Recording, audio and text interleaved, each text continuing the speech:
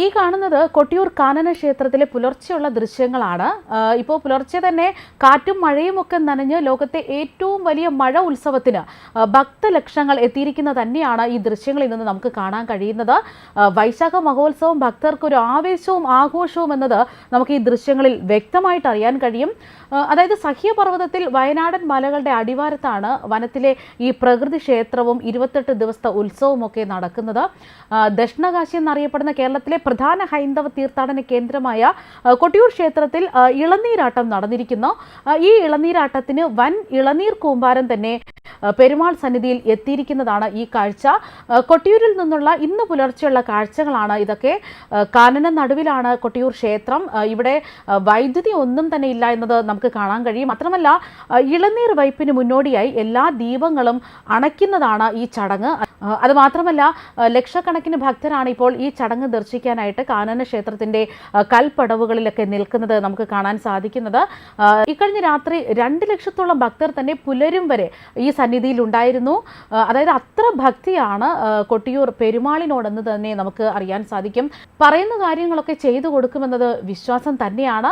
ശൈവസന്നിധിയിലെ അത്ഭുത ശക്തികൾ ഭക്തർ വിവരിച്ചാലും തീരില്ല. ഹൈന്ദവ ക്ഷേത്രത്തിലെ രീതികളിൽ വ്യത്യസ്തമായാണ് കൊട്ടിയൂർ വൈശാഖ മഹോത്സവമൊക്കെ നടക്കുന്നത്. അതായത് ആദിവാസികൾ മുതൽ ബ്രാഹ്മണർ വരെ ഇതിൽ ഉൾപ്പെടുന്നു. ഇവരാണ് ഇവിടുത്തെ കാർമ്മികരായിട്ടൊക്കെ എത്തുന്നത്. അത് മാത്രമല്ല വേട്ടയാടി നടന്ന ആദിവാസികളാണ് വനത്തിന് നടുവിലെ ക്ഷേത്രവും ശൈവ സ്വയംഭൂവും കണ്ടെത്തിയിരിക്കുന്നത്. അതിനാൽ തന്നെ ഇളനീരാട്ടത്തിന് പ്രധാന ചടങ്ങ് നിർവഹിക്കുന്നതൊക്കെ ആദിവാസികൾ തന്നെയാണ്. നമുക്ക് ദൃശ്യങ്ങളിൽ തന്നെ ഇതെല്ലാം വ്യക്തമാകുന്നുണ്ട്. ഇപ്പോൾ ലക്ഷങ്ങൾ തന്നെയാണ് ഈ ഒരു ചടങ്ങിന് വേണ്ടി കാത്തു നിൽക്കുന്നത്.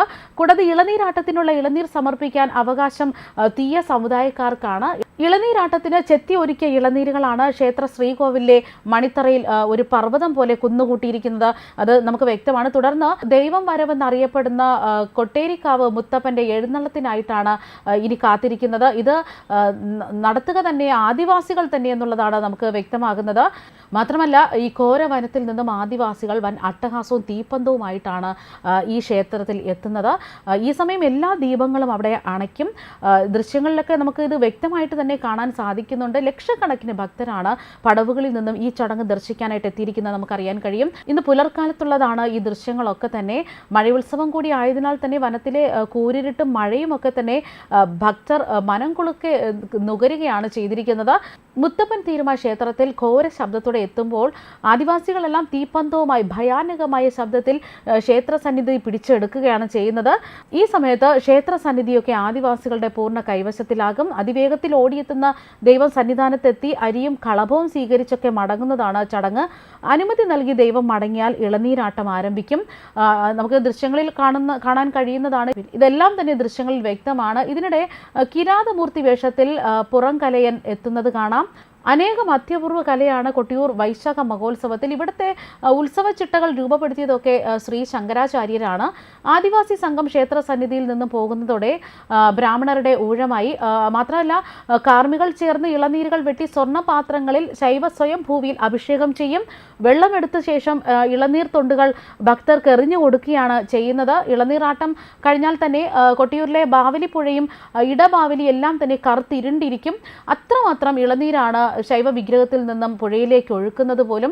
കഴിഞ്ഞ രാത്രിയും പുലർച്ചെയും മുഴുവൻ ഈ ചടങ്ങുകളൊക്കെ തന്നെ നടക്കുകയായിരുന്നു. രാത്രി മുഴുവൻ ക്ഷേത്ര സന്നിധാനം ഉണർന്നിരുന്നു എന്ന് വേണം പറയാൻ. 28 ദിവസത്തെ വൈശാഖ മഹോത്സവം കഴിഞ്ഞാൽ കാനന ക്ഷേത്രം ഉപേക്ഷിക്കും. പിന്നെ അടുത്ത 11 മാസം ആർക്കും അങ്ങോട്ട് പ്രവേശനമൊന്നും കാണില്ല. കാട്ടാളുകൾ കെട്ടിയുണ്ടാക്കിയ ശ്രീകോവിൽ പിഴുത് പുഴയിലൂടെ ഒഴുക്കും. സ്ഥിരമായ കെട്ടിടം ഒന്നും ഇവിടെ അവശേഷിക്കില്ല. മുമ്പ് സൂചിപ്പിച്ചതുപോലെ തന്നെ ചുറ്റും സദാസമയം ഒഴുകുന്ന അരുവിക്ക് നടുവിലാണ് ഈ ക്ഷേത്രമുള്ളത്. ഈ ചെറുപുഴയിലൂടെ വലം വെച്ചാണ് ക്ഷേത്ര ദർശനം പോലും നടക്കുക. ഈ ചെറുപുഴയാകട്ടെ ചെന്ന് ചേരുന്നത് ബാവലിപ്പുഴ എന്ന വലിയ നദിയിലാണ്. ദൃശ്യങ്ങളിലൊക്കെ തന്നെ നമുക്കിതെല്ലാം കാണാൻ കഴിയും. നോക്കുമ്പോൾ തന്നെ നമുക്ക് അറിയാൻ കഴിയുന്നത് ഭക്തജല ലക്ഷങ്ങൾ തന്നെയാണ് ഇവിടെ ഇന്ന് ഈ ഒരു ഇളനീരാട്ടവും അതിനോടനുബന്ധിച്ചുള്ള ചടങ്ങുകളൊക്കെ കാണാൻ എത്തിയിരിക്കുന്നു എന്നത്. മാത്രമല്ല ഇത്രയും ഇരുട്ടായിട്ട് പോലും ഭക്തജനങ്ങൾ അവർ ഒരു ഉറക്കം പോലും ഇളച്ചാണ് അവർ ഈ ഒരു ആഘോഷം പങ്കെടുക്കാനായിട്ട് എത്തിയിരിക്കുന്നത് പോലെ നമുക്ക് ദൃശ്യങ്ങളിൽ വ്യക്തമുണ്ട്. അതുപോലെ ഒരു ചെറുപുഴ നമുക്ക് കാണാൻ കഴിയും. പുഴയ്ക്ക് നടുവിലായിട്ടുള്ള ക്ഷേത്രങ്ങളൊക്കെ തന്നെ നമുക്ക് ഈ ഒരു ദൃശ്യങ്ങളിൽ നിന്ന് വളരെ വ്യക്തമായിട്ട് തന്നെ അറിയാൻ കഴിയുന്നുണ്ട്. ഭക്തജന ലക്ഷങ്ങൾ അവർ ഭക്തിയോടെ തന്നെ ഈ ഒരു ചടങ്ങ് നടത്തുന്നത്, ഈ ചടങ്ങിലേക്ക് പങ്കുകൊള്ളുന്നത് തന്നെയാണ് നമുക്ക് ഈ ദൃശ്യങ്ങളിലെല്ലാം തന്നെ വ്യക്തമാകുന്നത്.